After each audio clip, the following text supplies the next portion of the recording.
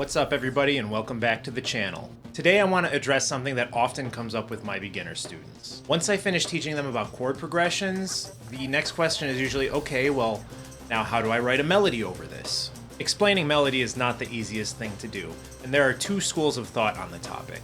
First school of thought is that you write your chords first and then write your melody over your chord progression. The second school of thought is that you write the melody and then you apply the correct chords after the fact. Now the first school of thought is better for pop music in my opinion, and the second school of thought is for writing classical music or art songs. Unless you're writing a symphony, I suggest you go with the first school of thought.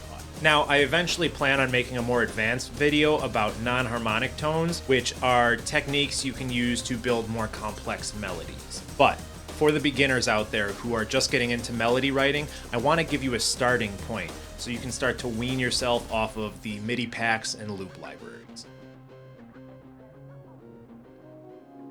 Okay, we're going to start by assuming that we already have a chord progression to work with. The easiest place to start is by identifying the notes in our chords. For example, we have a C major chord here. A C major chord consists of the notes C, E, and G. These are our chordal tones. We know that while our C major chord is playing, we're safe to use C, E, and G in our melody. Our chord progression then takes us to G major, which consists of G, B, and D.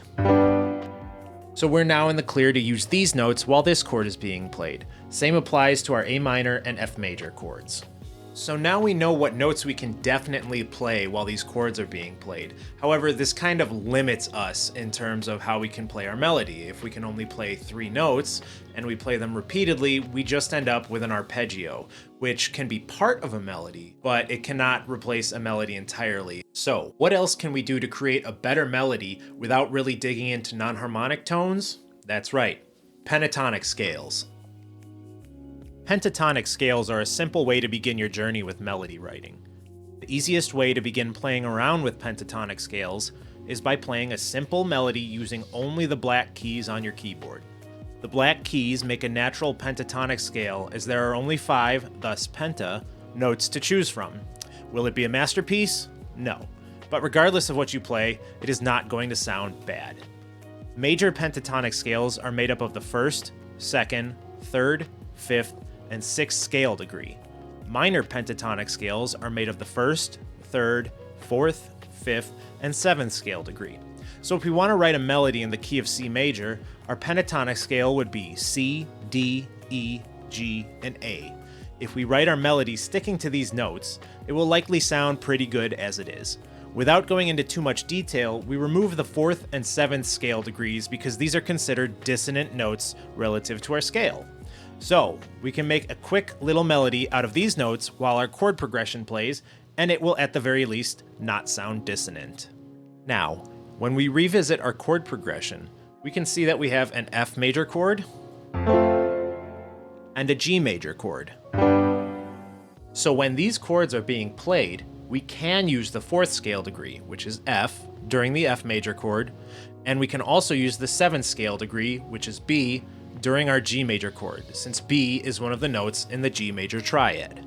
So, now that we know we can play any note in the pentatonic scale at any point in the chord progression, as well as playing an F during our F major chord and a B during our G major chord, we can begin to build our melody. So now that we know all of this, we just need to decide upon a rhythm or a groove for our melody. So here's an example of a rhythm I already wrote out that I'd like to use for my melody. You'll see it's very repetitive. The first 3 bars here are all the same, and then the 4th bar has a slight variation at the end. It has an extra 8th note instead of ending on a quarter note. So let's give this a quick listen.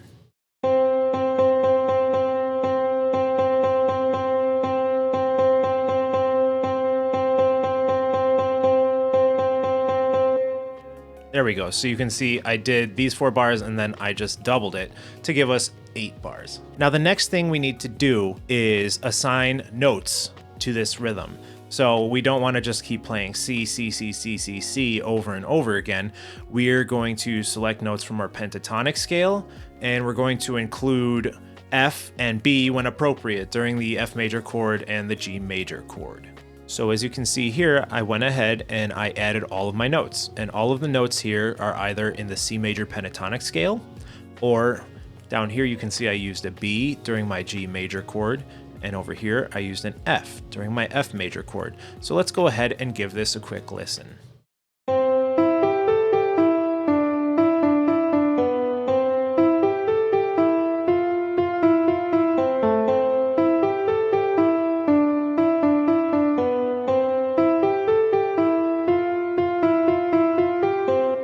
Okay, great. So you can hear it's quite repetitive. This first, third, fifth, and seventh bar are all identical, and then the second and the sixth bar are identical. And then the fourth and the eighth are very similar, but not quite the same. So this repetition is what's going to make somebody hum your song after they hear it the first time. This is how catchy melodies are written. So I'm going to go ahead and add in our chord progression so you can hear how it gels with the chords.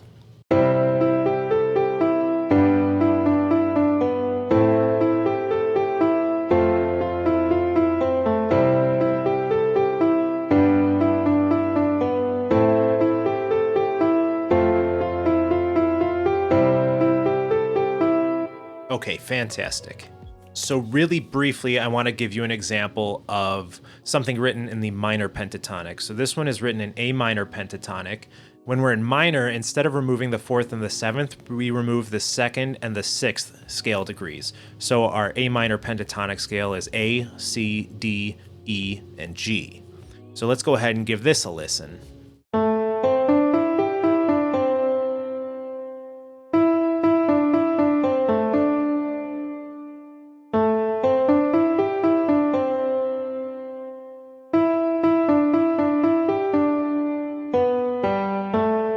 Okay, great. So the same rule applies here. If a chord is playing and it contains a note that is not part of the pentatonic scale, you are allowed to use that note while that chord is playing. So let's go ahead and listen to this with a minor chord progression.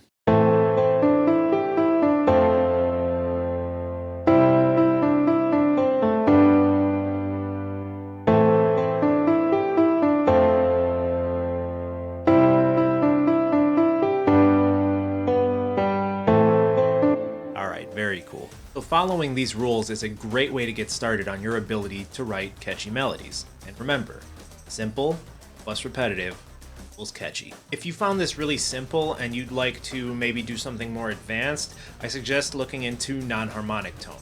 Now I do plan on making a video about non-harmonic tone soon, so make sure to like and subscribe so you don't miss out. If you have any questions about today's video, make sure to leave them down in the comments and I'll make sure to get back to you. Until next time.